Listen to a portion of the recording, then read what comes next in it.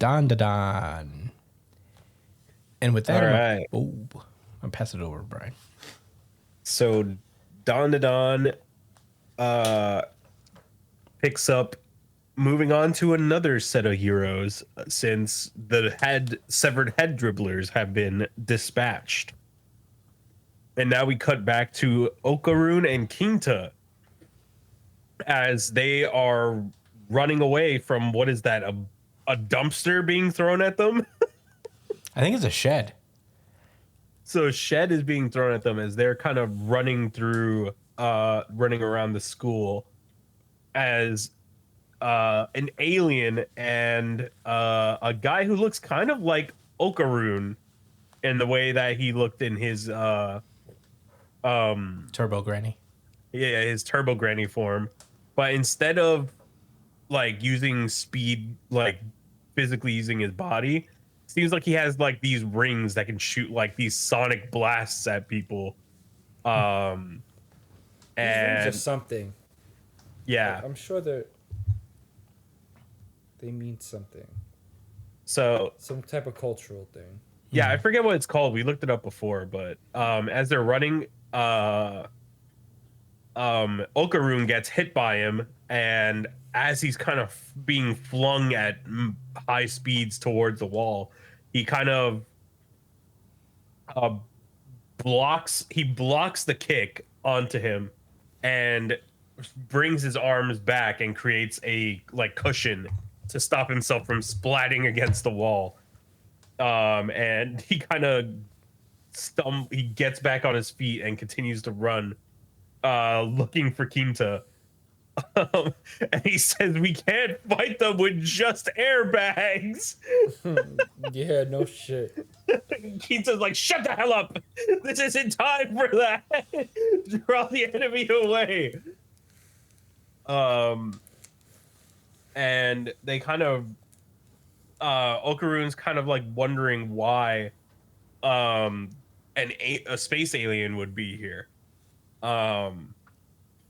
And in that moment, it is revealed that the guy who kind of looked like Okarun with the ring legs is actually the guy who was mad fucking jealous of him earlier in the arc. The grade A hater. The grade A hater. Yes, I'm glad they brought him back. And he admits that the transformation takes a toll on his body, and he kind of wishes that the stupid like rings weren't on his feet. And he kind of talks to the alien. He's like, "Quit zipping around. You're getting in my way. Go after lard ass. You hear me? Lard ass." So, grade A hater. Grade A hater. How dare he speak about my goat that way? Yeah. Grade A hater really wants Okarun, so he's kind of telling the alien to go after Kinta instead. And the alien is just straight up ignoring him. He's kind of just like looking at his hands, which is in his arms, which is inscribed with a bunch of runes.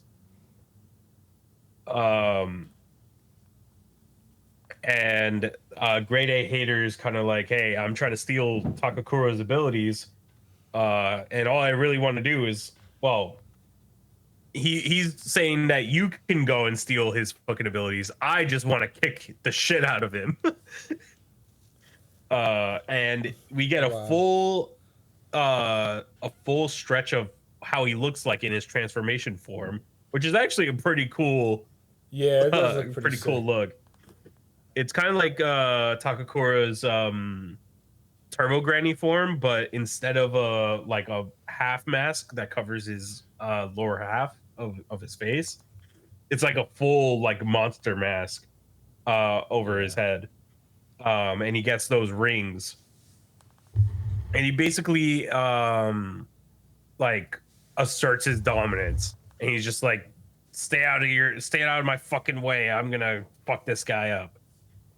And while they're distracted, kind of bickering amongst each other, Kinta slaps on armor onto Takakura, which is which looks very odd because it barely fits Takakura.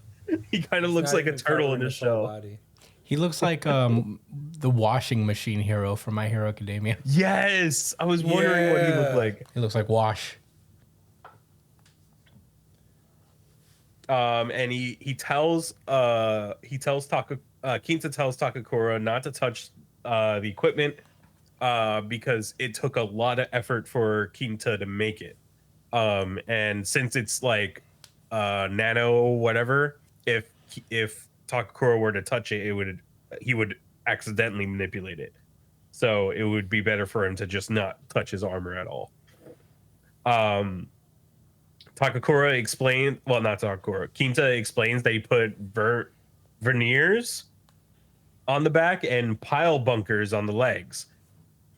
And Takakura asks Kinta what he's gonna do, and he goes, "It goes without saying, my suit will be the great Kinta." As he enters, as he creates like a fucking Gundam ass suit. He's fucking Iron Man, guys. My goat. Yeah, that shit is cool.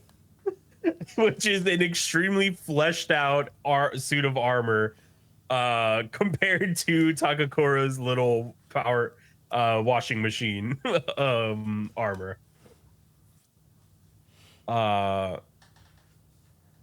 And finally, the alien has had enough of grade A haters bickering and immediately blasts off. And he flies past Kinta and sends a kick towards Takakura, who dodges it or tanks it with his armor instead. Which means that his armor is actually super helpful. Like Kinta's armor is super helpful. And it's revealed that since the last Great War, Kinta has actually been putting a lot of thought into how to use nanoskin and how to greatly improve the armor that he that he was working on. So he walked around every day carrying a paperweight and forced his body to become familiar with the hardness of steel. And that's why it's so heavy and hard to move in, because it's an actually like using his mind, he made it feel like it was metal, or made it feel like it's steel. Yeah. So the armor actually can withstand a lot of damage. And as he's kind of explaining that, grade A hater flies in and kicks him in the face, sending him fucking full like cartwheeling away. And as Takakura's kind of calling out to him, Alien Guy doesn't give him any chance to kind of like look out for Kinta as he flies in and kicks him again, which leads to Takakura kind of asking, "Yo, why are you fucking attacking me?" And the alien says, "You stole everything from me." Takakura Takakura gets pissed at him because he's the one who stole his fucking balls. And the alien responds with, "And you stole my reason for living." It's a good counter argument. Which is, yeah, a pretty good counter argument. As we get a little bit of a flashback to one of the aliens saying that they their planet was destroyed. And that this alien only joined them so that they could kill their emperor. And after close to 100 years, he became the right hand of some big deal aliens. And apparently the humans have killed them, have ruined them all, or something like that. Because they defeated them in the big war, so he probably got demoted because of that. Okay. And he flies in and he's like, "Can you understand my anguish, my frustration?"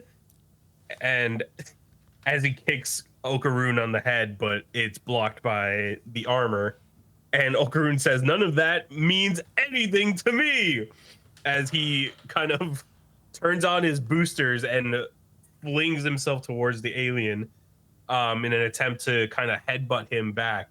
But he blocks the attack, bumps him back, and prepares to throw a punch. But Okarun uses the pile bunkers on his legs to kick the alien back, launching them both tumbling backwards as they roll back to their feet.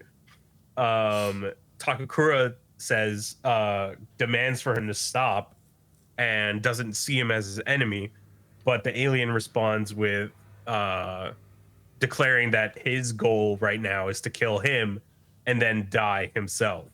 As the chapter ends with a large, beautiful field with two lovers standing in the middle of it, embracing and kissing.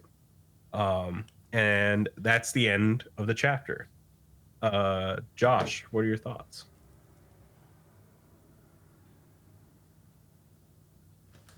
Josh? Yeah. What are your thoughts? Sorry. I got my cat on me, making me a little too relaxed. Yeah, I feel that. Dude, cats do that. Yeah. I mean, I for one thought that these two were gonna be dead the next time we saw them, so I was really shocked. Oh, yeah? You thought the protagonist was going to be dead in the next chapter? Yeah, I thought they was gonna make the girl with the hair the new protagonist. You know what I'm saying? And That was that a maybe bold they would bring prediction. him back to life in like a later arc. You know, it's a series about spirits and dead people and aliens and shit. So Yeah. yeah, but they're still alive, and that's due to your man's. Kinta.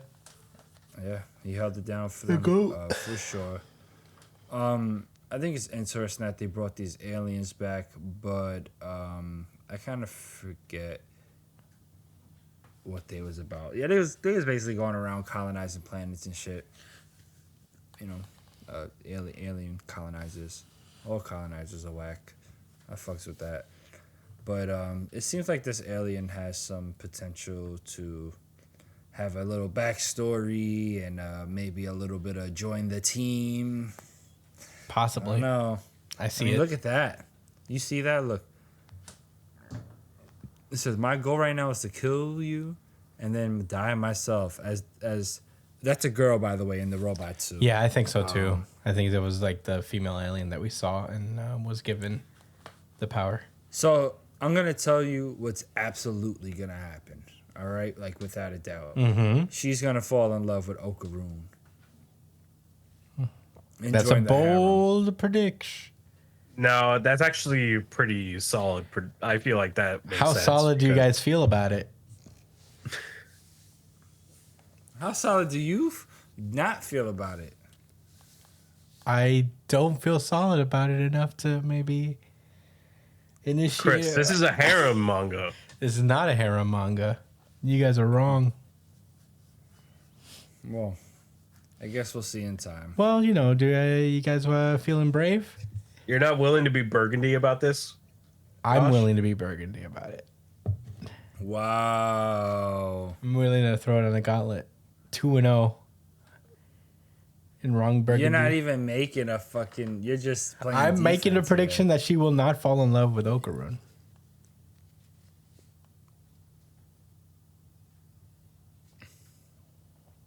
You guys said it was very solid.